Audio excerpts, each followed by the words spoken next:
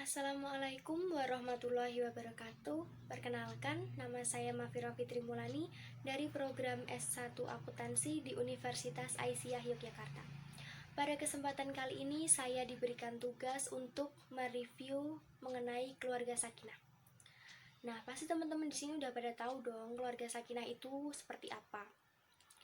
Di sini saya ingin menjelaskan mengenai pengertian, kemudian ada landasan, dan juga ada asas. Pertama kita membahas mengenai pengertian.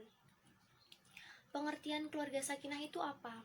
Nah, keluarga sakinah itu memiliki dua kata, yaitu keluarga dan sakinah. Dari dua kata ini memiliki arti yang berbeda tentunya. Yang pertama, keluarga. Keluarga adalah golongan masyarakat terkecil yang terdiri dari istri, suami, dan anak, ataupun tidak memiliki anak. Nah, kemudian yang kedua yaitu sakinah. Sakinah berasal dari bahasa Arab yang berarti ketenangan, kemuliaan, dan kehormatan. Nah, di sini jadi dapat didefinisikan bahwa keluarga sakinah sebagai bangunan keluarga yang dibentuk berdasarkan perkawinan yang sah dan telah tercatat di kantor urusan agama yang dilandasi dengan saling menyayangi dan menghargai satu sama lain dengan rasa tanggung jawab dan serta tentram dan juga bahagia dunia akhirat. Nah, gimana? Menurut teman-teman itu udah pas belum ya? Nah, oke. Kemudian kita membahas mengenai landasan dari keluarga sakinah. Nah, landasan keluarga sakinah itu berdasarkan dari tauhid, yaitu proses atau kemampuan kita itu berdasarkan atau berpusat kepada Allah Subhanahu wa taala gitu. Jadi semua yang kita lakukan itu harus berpusat pada Allah Subhanahu wa taala. Nah, jadi ada 3 tauhid, yaitu yang pertama tauhid rububiyah, kemudian yang kedua tauhid mulkiyah, dan yang ketiga adalah tauhid uluhiyah. Nah, dari 3 tauhid ini memiliki perbedaan. Nah, sebelum kita tahu perbedaannya, kita harus tahu dulu pengertian dari tauhid-tauhid ini. Nah, yang pertama adalah tauhid rububiyah. Tauhid rububiyah yaitu keyakinan bahwa Allah Subhanahu wa taala adalah satu-satunya Tuhan, pencipta dan pemelihara alam semesta. Dan juga Allah Subhanahu wa taala adalah pengendali. Nah, yang kedua itu tauhid mulkiyah. Nah, tauhid mulkiyah itu apa sih gitu kan? Tauhid mulkiyah adalah keyakinan bahwa Allah Subhanahu wa taala adalah Tuhan satu-satunya yang memiliki dan menguasai seluruh alam semesta ini. Nah, untuk yang ketiga atau yang terakhir itu adalah tauhid uluhiyah. Jadi tauhid uluhiyah itu merupakan keyakinan bahwa Allah Subhanahu wa taala adalah satu-satunya Tuhan yang harus dipatuhi dan ditaati oleh semua makhluk. Jadi kita harus patuh dan kita harus taat kepada Allah Subhanahu wa taala sebagai Tuhan semesta alam gitu teman-teman. Nah, jadi asas yang pertama itu adalah asas karomah insaniyah. Nah, asas karomah insaniyah itu apa sih gitu kan? Pasti teman-teman udah pada tahu ya. Nah, asas karomah insaniyah itu menempatkan manusia laki-laki dan manusia perempuan itu adalah makhluk Allah Subhanahu wa taala yang memiliki kemuliaan dan juga memiliki kedudukan yang utama. Nah, kita tuh udah diberikan badan seperti ini, kita diberikan fisik yang sesempurna mungkin karena kita itu adalah makhluk yang paling sempurna gitu kan. Nah, jadi teman-teman di sini nggak usah insecure gitu, kayak nggak pede sama bentuk fisiknya, entah itu yang mana yang gendut, mana yang kurus, mana yang gendut bilangnya kok aku gendut banget, yang kurus kok aku nggak gendut-gendut gitu. Kalian tuh jangan terlalu berfokus pada itu, karena sejatinya kita tuh di dunia ini cuman sesaat gitu loh. Jadi kita udahlah biarin aja orang mau bilang kayak gimana juga, itu urusan mereka. Kita yang penting di dunia ini kita tuh taat sama Allah Subhanahu wa taala, kita sholat, kita melakukan ibadah, kita puasa, kita melakukan hal-hal yang baik, itu udah cukup gitu kan. Nah, kita juga udah dibekalin sama akal yang cerdas gitu loh. Kita tuh sebenarnya cerdas, cuman kita tuh kadang suka malas gitu loh untuk misalnya kayak membaca, atau kebanyakan kita baca chat ya kan. Nah, kita tuh harus kayak gemar membaca, entah itu membaca buku agama atau kita membaca buku-buku yang memiliki keilmuan yang tinggi gitu loh. Jadi kita jangan risau, jangan patah semangat. Yang penting kita tuh punya semangat gitu. Nah, yang kedua itu adalah asas hubungan kesetaraan. Nah, asas hubungan kesetaraan ini apa gitu kan?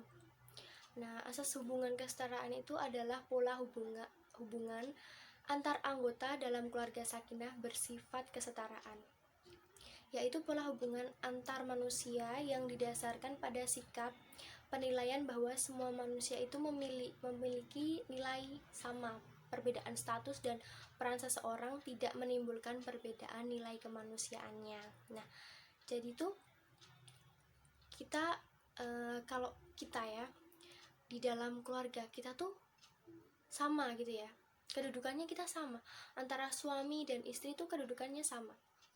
Jadi kita tuh jangan membeda-bedakan, misal kayak kita itu masak gitu ya, pasti suami bilang ini kan bukan tugasnya suami gitu kan, ini tugas istri gitu kan.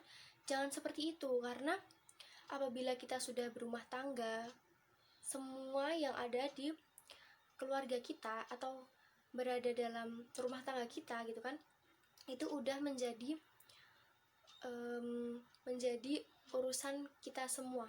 Maksudnya menjadi tanggung jawab dari istri dan juga suami gitu. Jadi jangan egois, para suami dan juga para istri juga jangan cuman mengandalkan egoisnya saja gitu. Nah, yang ketiga ini adalah asas keadilan.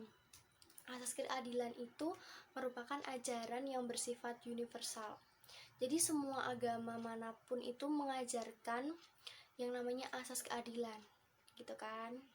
Nah, asas keadilan itu menempatkan sebagai sesuatu yang asasi.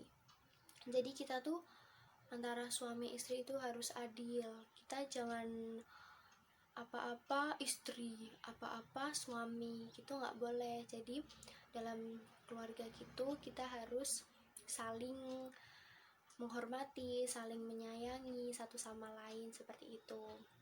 Nah, kemudian yang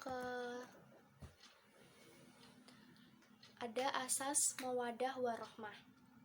Nah, asas mawadah warohmah ini adalah keadaan jiwa pada masing-masing individu anggota keluarga yang memiliki perasaan lekat, sukarela pada orang lain, yang diikuti oleh dorongan dan usaha untuk menjaga dan melindunginya.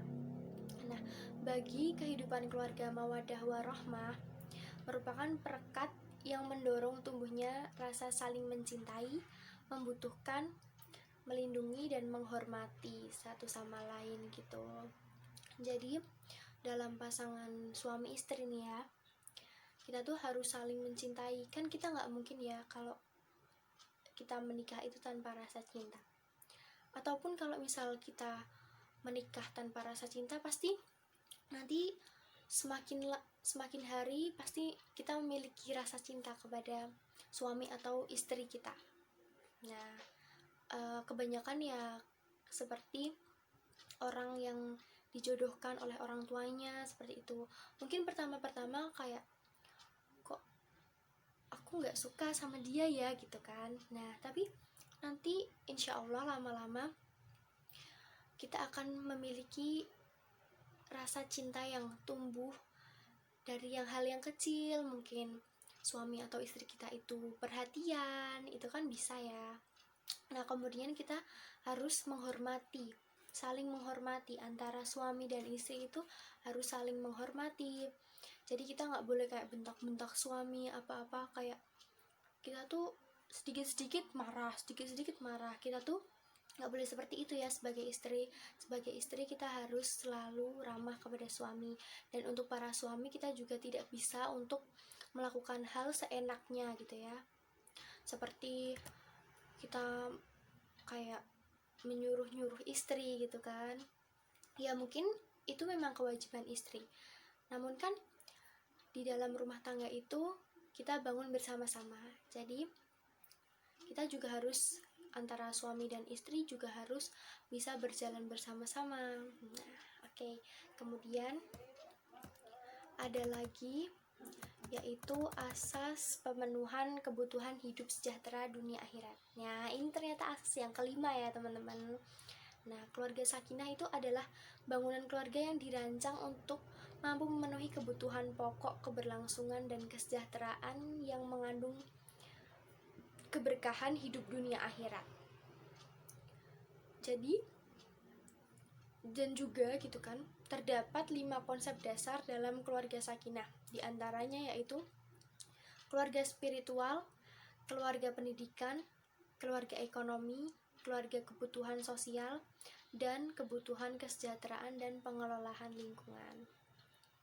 Jadi di dalam asas pemenuhan kebutuhan hidup sejahtera dunia akhirat ini, kita harus mementingkan dunia dan akhirat. Jadi itu semua balance gitu ya. Kalau kata-kata akuntansi itu namanya balance atau setara. Nah, jadi antara suami istri itu harus setara gitu. Semisal kita kayak lahir batin gitu ya, kita harus memenuhi, antara suami istri itu harus memenuhi kebutuhan lahir batinnya. Kalau lahirnya aja yang dipenuhin, batinnya enggak mungkin. Pasti nanti suami atau istri pasti akan cari wanita atau laki-laki yang lain.